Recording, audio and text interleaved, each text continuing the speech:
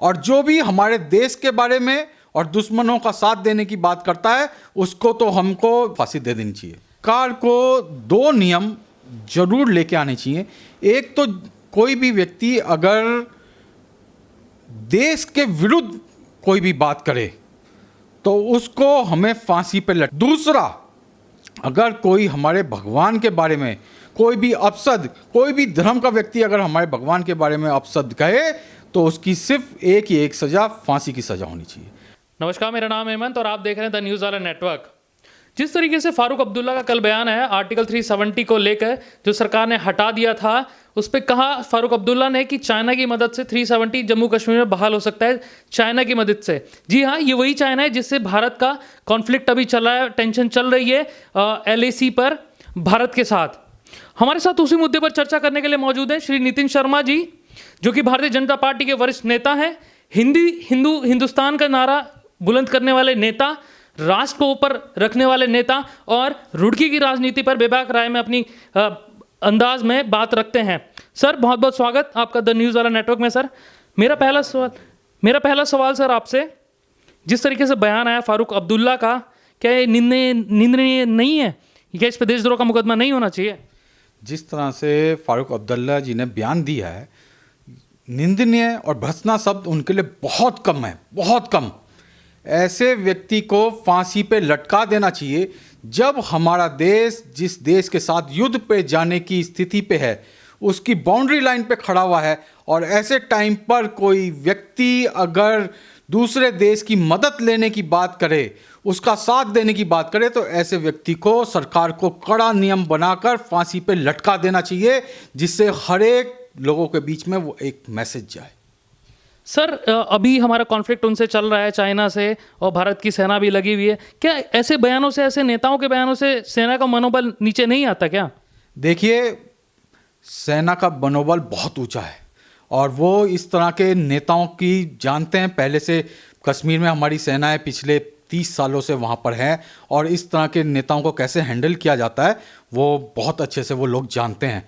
नहीं तो ये लोग तो वो हैं जो कब का हमारे देश से कश्मीर को अलग कर कर पाकिस्तान को सौंप चुके होते। ये हमारी सेना ही है जो आज कश्मीर भारत का अटूट अंग बन के रह रहा है। सर, ऐसे नेताओं का होना क्या चाहिए, क्या करना चाहिए? क्योंकि ऐसे नेताओं से लोगों में गलत संदेश जाता है, भारत के नागरिक जो हैं। देखिए, जैसे पिछले 5 अगस्त को भारत सरकार ने 370 और 35A कश्मीर से हटाया और इन लोगों को जेल में डाल दिया। आपने देखा होगा, जब तक ये लोग जेल से बाहर नहीं आए, कोई भी आतंकवादी घटना कश्मीर के अंदर नहीं घट रही थी। और जैसे ये लोग आए हैं बाहर निकलकर, सरकार ने इन्हें बाहर करा है, धीरे धीरे वहाँ पर आतंकवादी घटनाएं बढ़ने लगी हैं। ये लोग देशद्रोही लोग हैं और जो भी हमारे देश के बारे में और दुश्मनों का साथ देने की बात करता है उसको तो हमको जेल में नहीं, फांसी एक ही जगह है उनकी, फांसी उनको फांसी दे देनी चाहिए।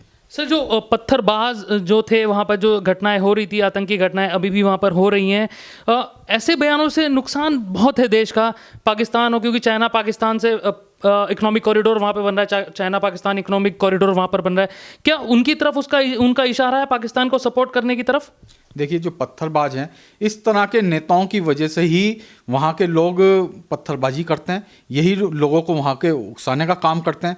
और जो चाइना कॉरिडोर की आप बात कर रहे हैं, वो जिस क्षेत्र में बन रहा है, वास्तविकता में तो वो क्षेत्र हमारा है, जिसे हम आज की तारीख में POK कहते हैं, और वो तो हमारी सरकार जल्द से जल्द लेके ही रहेगी। सर, और तमाम पहले भी बहुत सारी पार्टियों के नेता इस तरीके से बयान देते आए हैं, लेकिन उन पे कड़ी कार्रवाई नहीं हो रही है, उस पर क्या विचार है सर आपका? ये आपकी बात ठीक है, हमको ऐसे नेताओं के खिलाफ बहुत कड़ी कार्रवाई करनी चाहिए। 1962 का जब हमारे देश का चाइना से युद्ध हुआ था, उस टाइम भी इस देश के वामपंथी विचारधारा के लोगों ने और उनके नेताओं ने कहा था अपने राज्यों में कि दिल्ली दूर है और बीजिंग पास है। उस टाइम भी अगर सरकार उन लोगों पे कड़ी कार्रवाई कर उनको फांसी पे लटका देती तो आज फारूक अब्दुल्ला की इतनी हिम्मत ना होती कि वो चाइना का साथ देता। यही लोग हैं जिनकी वजह से पाकिस्तान अपने लोगों को इस देश में आतंकवादी घटनाओं करने के लिए भेजता है। इन लोगों को सिर्फ एक ही एक जगह है उनकी, फांसी का तख्त।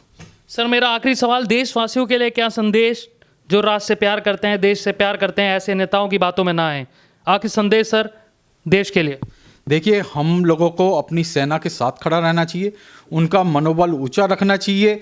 जहां पर भी कोई सैनिक की गाड़ी अगर हमें रास्ते में जाते दिखाई दे तो हमको उनको सैल्यूट कर कर उनका मनोबल हमें बढ़ाना चाहिए, जिससे उनको लगे कि पूरे 125 करोड़ की जनसंख्या उनके पीछे उनके साथ खड़ी है।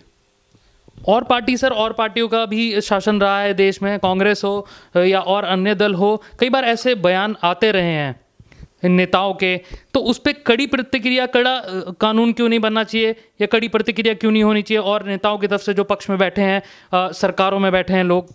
देखिए, इसमें मेरा इतना कहना है, सरकार को 2 नियम जरूर लेके आने चाहिए। एक तो कोई भी व्यक्ति अगर देश के विरुद्ध कोई भी बात करे तो उसको हमें फांसी पर लटकाना चाहिए। दूसरा, अगर कोई हमारे भगवान के बारे में कोई भी अपशब्द, कोई भी धर्म का व्यक्ति अगर हमारे भगवान के बारे में अपशब्द कहे तो उसकी सिर्फ एक सज़ा, फांसी की सज़ा होनी चाहिए। अगर हम ये करने में कामयाब हो गए तो मैं बताता हूँ 90% समस्या इस देश की वैसे ही ठीक हो जाएगी। चलिए, बहुत बहुत शुक्रिया सर अपनी राय रखने के लिए हमारे साथ। श्री नितिन शर्मा जी ने अपनी राय रखी कि राष्ट्र पहले, कोई भी ऐसा नेता, कोई भी ऐसा बयान देता है जो देश के खिलाफ हो, बर्दाश्त नहीं किया जाएगा। और भी लोग हैं देश में, राय बैठकर भी की जा सकती है, चाहे वो किसी का भी मुद्दा हो, देश में बैठकर बात करनी चाहिए। लेकिन चाइना और पाकिस्तान की बात जो करेगा वो देशद्रोही है, साफ कहा नितिन शर्मा जी ने। अगर ये वीडियो आप हमारे फेसबुक पेज पर देख रहे हैं, लाइक करें, फॉलो करें और शेयर करें। यूट्यूब चैनल पर देख रहे हैं तो चैनल को सब्सक्राइब करें।